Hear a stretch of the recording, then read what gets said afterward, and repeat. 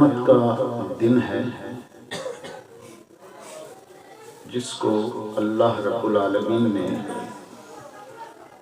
یوم عدل بھی فرمایا ہے، یوم حساب بھی فرمایا ہے، یوم جزا بھی فرمایا ہے۔ یہ وہ دن ہے کہ جس دن ہر بندے کے نامہ اعمال کو تولا جائے گا، اور پھر نامہ اعمال کو تولنے کے بعد فیصلہ کیا جائے گا کہ کون جنت کا حقدار ہے اور کون اپنے گناہوں کی پاداش میں سزا کا حقدار ٹھہرا۔ اب جنتی لوگ جن کے بارے میں اللہ رب العالمین جنت کا فیصلہ فرما دے گا، وہ لوگ خوش ہیں، خوشیاں منا رہے ہیں، اور خوش ہونا بھی چاہیے۔ اس بات پر خوش ہیں کہ اللہ رب العالمین نے اپنے فضل کے ساتھ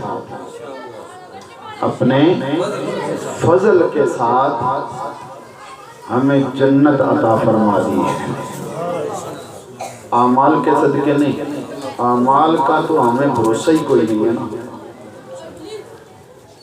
اور نہ ہی اعمال پر اس قدر بھروسہ رکھنا چاہیے، کیونکہ اعمال ہم کرتے تو نیکی ہیں اپنی طرف سے، لیکن پتہ کوئی نہیں ہوتا کہ پتہ نہیں وہ اللہ نے قبول فرمائی ہے کہ نہیں فرمائی، کیونکہ ہماری بہت ساری ایسی نیکیاں اور نیک اعمال ہیں جو ریاکاری کے زمرے میں نکل کر وہ راندہ درگاہ ہو جاتی ہیں۔ تو اس لیے اعمال پر بھروسہ نہیں ہے، اللہ کے فضل سے اللہ نے ان کو جنت عطا فرما دی۔ لیکن جو گناہ گار لوگ ہیں، بڑے پریشان ہیں، غمگین ہیں، گناہوں کی وجہ سے ندامت کی بنیاد پر آنکھیں جھکی ہوئی ہیں، اور ذلت اور رسوائی ان کے اوپر سوار ہے، جس کو اللہ رب العالمین نے قرآن پاک میں ان لفظوں کے ساتھ بیان فرمایا ہے، خاشعۃ ابصارہم وترہقہم ذلہ، نظریں جھکی ہوئی ہیں اور ذلت و رسوائی اس کے اوپر سوار ہے۔ گرمی معاشر کا عالم یہ ہے کہ اپنا ہی بہا ہوا پسینہ اسی کے اندر وہ شرف ہے۔ انتہائی پریشانی کے عالم میں ندامت کا دامن اپنے ہاتھ میں تھامے ہوئے دل میں خواہش اور تمنا یہ کرتا ہے، کاش کہ آج مجھے کوئی ایسا معاون، ایسا مددگار مل جائے، کوئی ایسا سہارا مل جائے کہ جو مجھے آج اللہ کی پکڑ سے اور اللہ کے عذاب سے نجات دلا دے۔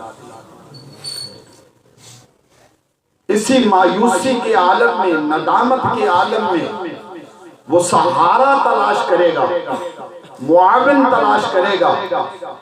وہ سہارا اور معاون تلاش کرتا رہے گا، لیکن اس کو معاون ملے گا نہیں، بلکہ اپنے سب سے قیمتی اور قریبی رشتہ دار جو دنیا میں انسان کے ساتھ سب سے زیادہ محبت کرنے والی ذات ہے، ماں، وہ ماں کے پاس جائے گا اور ماں سے عرض کرے گا، ماں میں تیرا وہی راج دلارا، میں تیرا وہی آنکھوں کا تارا کہ جب میری طبیعت خراب ہوتی تھی تو بے چین ہو جایا کرتی تھی، اماں جان میں وہی تیرا بیٹا کہ جس کے پاؤں کے اندر کانٹا چبھ جاتا تھا تو تیری راتوں کی نیندیں حرام ہو جایا کرتی تھی۔ اے ماں، آج میں پریشانی کے عالم میں ہوں، اللہ کے عذاب اور اللہ کی پکڑ میں آ گیا، اماں آج مہربانی فرما دے، آج احسان کر دے، آج مجھے ایک نیکی کی ضرورت ہے، اماں مجھے عطا فرما دے، میں اللہ کے عذاب سے بچ جاؤں گا۔ لیکن آگے سے جواب کیا ملتا ہے؟ بیٹا، نفسی نفسی نفسی، بیٹا آج تو مجھے اپنی بڑی ہے، میں تجھے کہاں سے نیکیاں دوں؟ مایوس ہو کر باپ کی طرف جائے گا، ادھر سے بھی یہی جواب آئے گا۔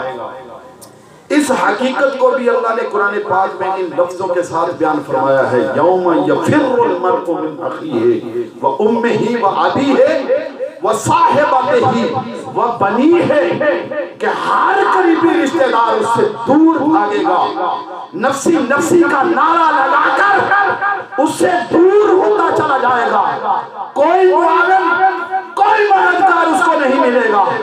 اسی مایوسی کے عالم میں وہ اپنی آنکھیں جھکائے ہوئے کھڑا ہے، کاش کہ کوئی معاون مل جائے۔ جب انسان مایوس ہو اور کوئی معاون نہ مل رہا ہو تو ایسے میں میرے آقا کریم علیہ الصلوۃ والتسلیم کا ایک فرمان عالی شان سامنے آتا ہے، اور حضور فرماتے ہیں میرے غلاموں، میرا کلمہ پڑھنے والے میرے امتیوں، اس پر کثرت سے تم عمل کرنا، دنیا میں بھی تمہاری دستگیری ہوگی، آخرت میں بھی تمہاری دستگیری ہوگی۔ آقا عمل کیا ہے؟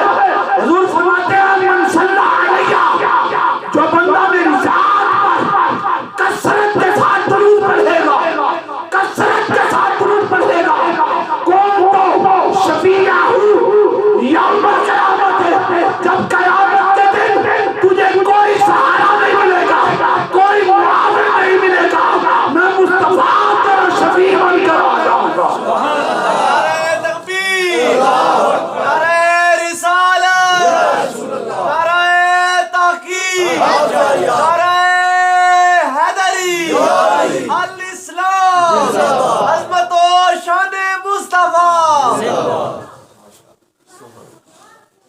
حضور فرماتے ہیں میرے ذات پر کثرت سے درود پڑھو، کل جب قیامت کا دن ہوگا اور تمہیں کوئی معاون نہیں ملے گا، کوئی سہارا نہیں مل پا رہا ہوگا نا، تو میں مصطفیٰ تمہارا سہارا بننے کے لیے آؤں گا، میں مصطفیٰ تمہاری مدد کرنے کے لیے آؤں گا، میں تمہاری شفاعت کرنے کے لیے آؤں گا۔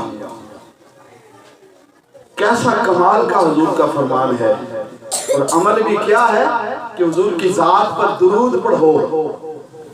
ہم درود پڑھیں اور قیامت کے دن جب کوئی سہارا نہ ملے تو ہم کتنے خوش بخت ہوں گے، کتنے قسمت کے دھنی ہوں گے کہ دامن میں نیکیوں کا کوئی ایک بھی عمل موجود نہیں ہے، اور ہم صرف درود کثرت سے پڑھتے رہے۔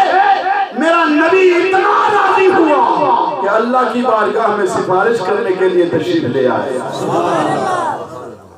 آقا کریم علیہ الصلوۃ والتسلیم کا ایک فرمان عالی شان اور بھی ہے، حضور فرماتے ہیں من صلی علیہ فی یوم 50 مرہ، کہ جو بندہ میری ذات پر دن میں 50 مرتبہ درود پڑھے گا۔ کتنی مرتبہ؟ 50 مرتبہ۔ اب یہ کوئی تعداد ہے؟ صلی اللہ تعالی علیہ وآلہ وسلم پڑھیں، یہ بھی درود پاک ہے، یہ بھی درود پاک ہے، اور اس درود پاک کے پڑھنے میں کسی طبقے کا کوئی اختلاف نہیں ہے، ہر طبقہ پڑھتا ہے۔ ہوتا ہے نا کچھ درود پاک کے سیکھے ایسے جن میں لوگوں کا اختلاف ہے، چھوڑیں، اختلاف والا نہ پڑھیں، اس میں تو کسی کا کوئی اختلاف نہیں ہے نا، یہ تو ہر طبقہ پڑھتا ہے۔ اور میرے نبی نے ارشاد فرمایا دن میں 50 مرتبہ میری ذات پر درود پڑھو، صافحتہ یوم القیامت، قیامت کے دن جب تجھے سہارا نہیں مل رہا ہوگا نا، میں مصطفیٰ بلا کر تجھے کہوں گا آ میرے غلام مجھ سے مصافحہ کر لے، صافحتہ میں مصافحہ کروں گا۔ جس چیز کے ساتھ میرے محبوب کریم علیہ الصلوۃ والتسلیم کا جسم مس کر جاتا ہے، دنیا کی آگ اس کو چھوتی نہیں، دنیا کی آگ اس کو چھوتی نہیں ہے، تو قیامت والے دن جن ہاتھوں کے ساتھ میرے مصطفیٰ نے مصافحہ کر لیا، جہنم کی آگ اس کے قریب آ کیسے سکتی ہے؟ جہنم کی آگ اس کے قریب کیسے آ سکتی ہے کہ جس سے میرے محبوب کے ہاتھ قیامت والے دن مس کر جائیں گے۔ یہ کتنا بڑا ہمارے اوپر اللہ کے نبی کا احسان ہے. چھوٹا سا عمل کرو اجر تمہیں کتنا بڑا مل رہا. تو ہمیں درود پاک پڑھنا چاہیے نا, کثرت سے پڑھنا چاہیے. پکی بات ہے نا, پڑھنا چاہیے. آج سے اپنے دلوں کے ساتھ تحیہ کریں. ہمارا جو بھی خالی وقت ہوگا ہم آقا کی ذات پر درود پڑھا کریں. جتنا پڑھیں گے اتنا ہی رب بھی راضی ہوگا, مصطفیٰ بھی راضی ہوگا. پڑھنا چاہیے نا. اب ذرا اس محبت میں اور اس ذوق میں آپ نے بلند آواز کے ساتھ درود پاک کا نذرانہ حضور کی بارگاہ میں پیش کرنا ہے. کوئی آواز, کوئی زبان خاموش نہ رہے, سب بلند آواز کے ساتھ پڑھیں. الصلاۃ والسلام علیک یا سیدی یا رسول اللہ.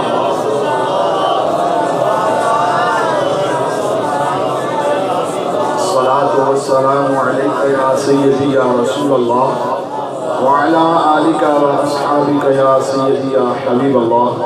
الصلاۃ والسلام علیک یا سیدی یا شفیع المذنبین وعلی آلک واصحابک یا سیدی یا رحمۃ للعالمین. زینت مسند صدارت زبدۃ الاصفیاء قدوۃ الصالحہ تاج العلماء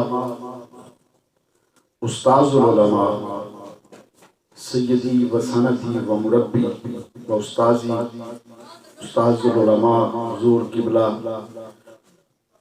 بشیر احمد چشتی صاحب ادام اللہ فیوزکم. جناب قبلہ قاری بشیر احمد سیالوی صاحب, محترم جناب محمد عرفان صدیقی صاحب, باقی جتنے بھی احباب علماء کرام, سادات کرام, عاشقان اسلام, برادران اسلام, گھر میں تشریف فرما میری عزت مآب مائیں اور بہنیں, السلام علیکم ورحمۃ اللہ وبرکاتہ. الحمدللہ, اللہ کا شکر ہے کہ ہم اللہ کے نبی کے ذکر کی محفل میں حاضر ہیں. اور یہ کوئی عام سی بات نہیں ہے, چھوٹی سی بات نہیں ہے, یہ بہت بڑی بات ہے. اس لیے کہ اس محفل میں کوئی نہیں آتا سوائے اس کے کہ جس کو اللہ اپنا سمجھتا ہے. جس کو اللہ اپنا سمجھتا ہے نا, وہی اس محفل میں آتا ہے. کیوں؟ کس کی محفل ہے؟ جو اللہ کے محبوب کی محفل ہے.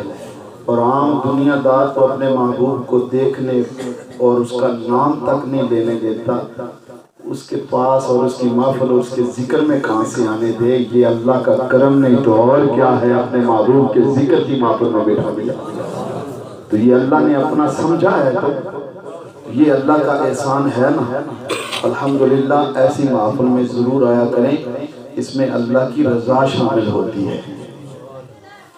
اور محترم علامہ عرفان صدیقی صاحب مجھے بتا رہے تھے کہ یہ ان کے بھائی کی شادی کی خوشی میں محفل میلاد کی گئی ہے. میں پہلے تو دعا گو ہوں کہ اللہ رب العالمین ان کے شادی کے معاملات جو ہیں وہ خوش اسلوبی کے ساتھ سر انجام فرمائے, اور اس میں اللہ کی خصوصی برکت نازل ہو. اور اس کے حوالے سے اگر کسی قسم کی کوئی رکاوٹ ہے تو وہ اللہ اپنی رحمت کے صدقے دور فرمائے, اور سب کے دلوں کے اندر محبت کے چراغ روشن فرما دے. اور دوسری بات یہ ہے کہ یہ شادی بابرکت کیوں نہیں. ابتدا کس سے ہو رہی ہے؟ تیرے میرے نبی کے ذکر سے ابتدا ہو رہی ہے, تو پھر یہ بابرکت تو ہوگی نا انشاءاللہ. اللہ رب العالمین اس میں اور اس گھر میں اور اس کے گھر کے اندر رہنے والے تمام افراد کو, اور اس وقت جو اس محفل میں جتنے احباب شامل ہیں سب کو اللہ رب العالمین اپنی خاص رحمتوں سے نوازے. آیت کریمہ قرآن پاک کی ایک تلاوت کرنے کا, اس کا ابتدائی حصہ تلاوت کرنے کا شرف حاصل کیا ہے. جس میں اللہ رب العالمین نے اپنے اور اپنے محبوب کریم علیہ الصلوۃ والتسلیم کی اطاعت کا ذکر فرمایا ہے، دعاؤں اللہ رب العالمین کی بارگاہ میں کہ اللہ تعالیٰ میری زبان پر حق اور سچ جاری فرمائے، اور پھر ہم سب کو سن سنا کر سمجھ سمجھا کر ان ساری باتوں پر عمل پیرا ہونے اور پھر ثابت قدم رہنے کی توفیق عطا فرمائے۔ اور یہ بھی الحمدللہ آپ کی میری سب سے بڑی خوش قسمتی یہ بھی ہے کہ ہمارے درمیان عام شخصیت نہیں، ایک بہت بڑی شخصیت تشریف فرما ہے۔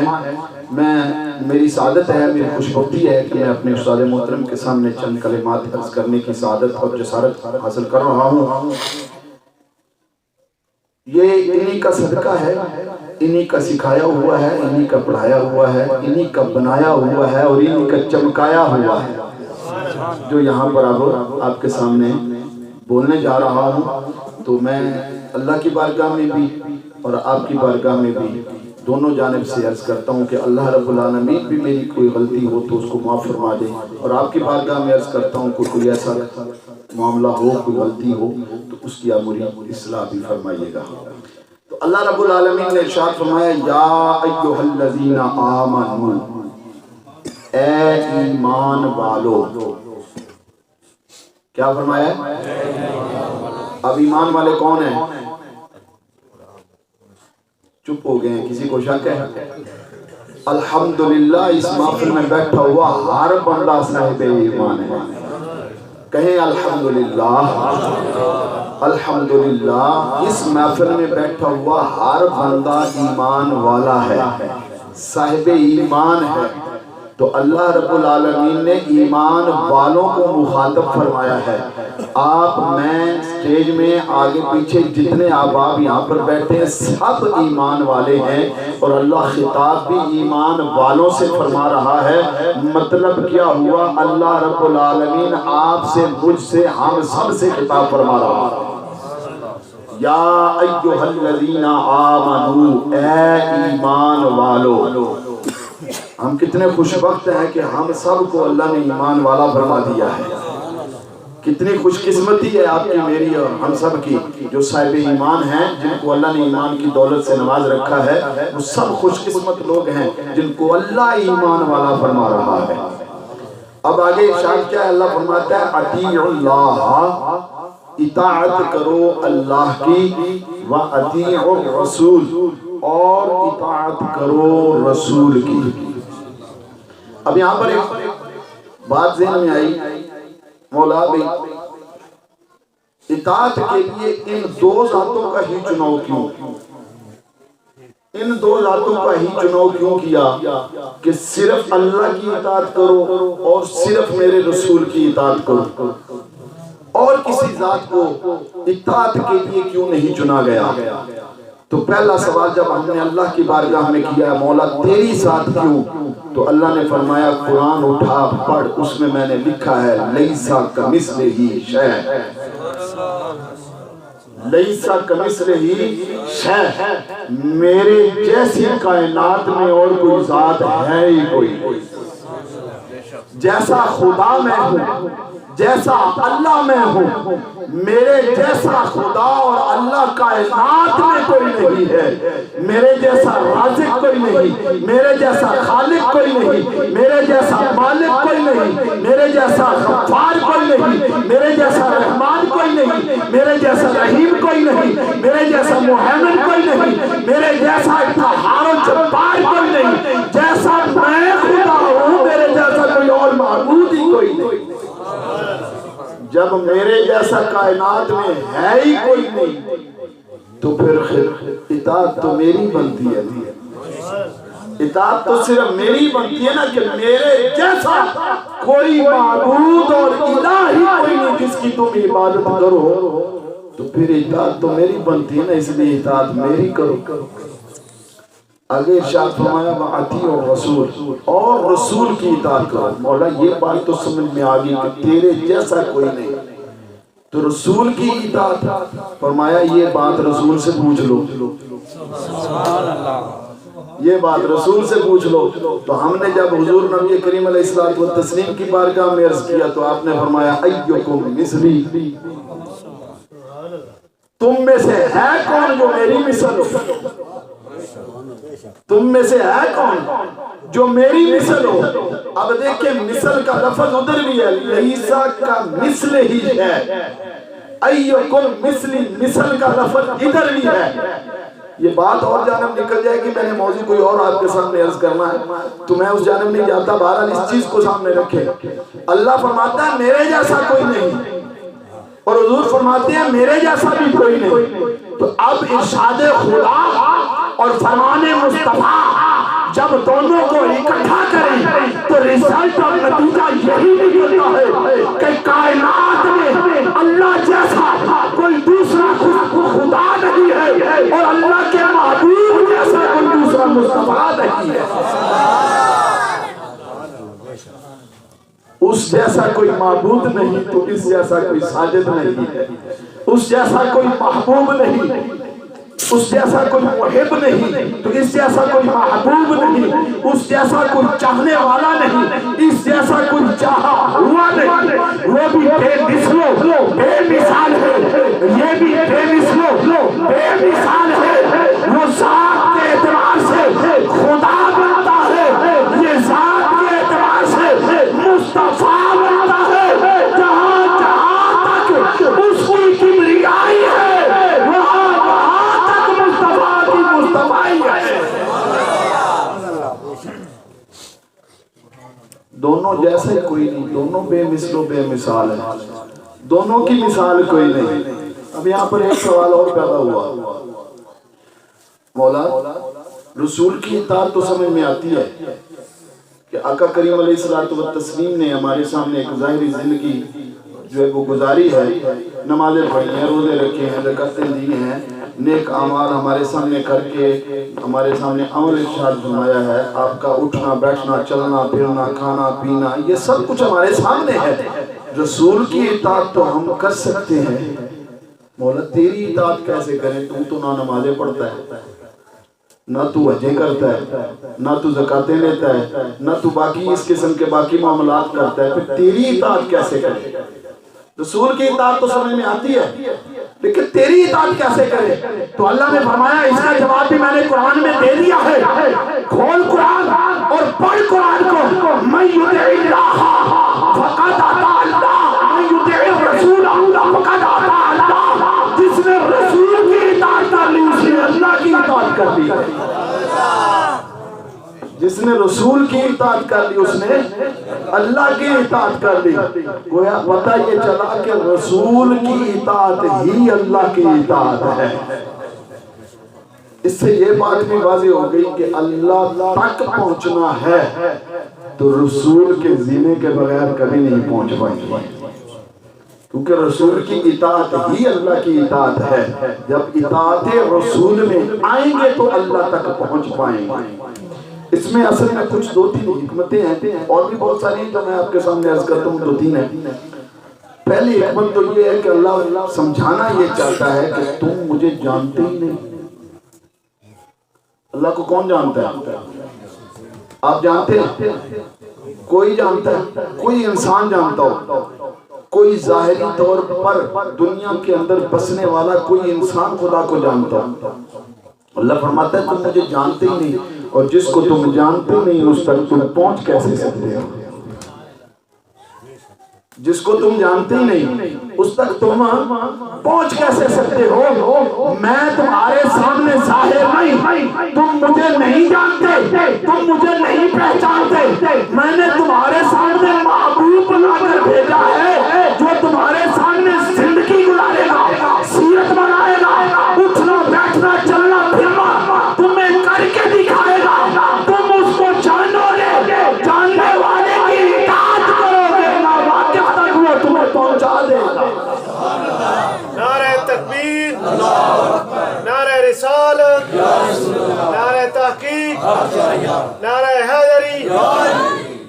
تم مجھے نہیں جانتے، جس کو جانتے ہو اس کو میں نے تمہارے اندر بھیج دیا ہے، اس کو جانو، اس جاننے والے کی اطاعت کرو، پھر مجھ تک پہنچ جاؤ گے۔ مجھ تک پہنچنا ہے تو میرے محبوب کے در پر آؤ، پہلے میرے نبی کو مانو، میرے نبی کی اطاعت کرو، پھر تم اللہ تک پہنچ پاؤ گے۔ دوسری بات یہاں پر یہ بھی ہے کہ اللہ ہمیں یہ بھی سمجھانا چاہتا ہے کہ لوگوں میں تو بے صورت ہوں، میری تو صورت ہی کوئی نہیں۔ ظاہری شکل و صورت سے اللہ رب العالمین پاک ہے نا، ظاہری شکل و صورت سے اللہ پاک ہے، ان شکل و صورتوں سے اللہ پاک ہے، وہ اس کی صورت ہی کوئی نہیں۔ اللہ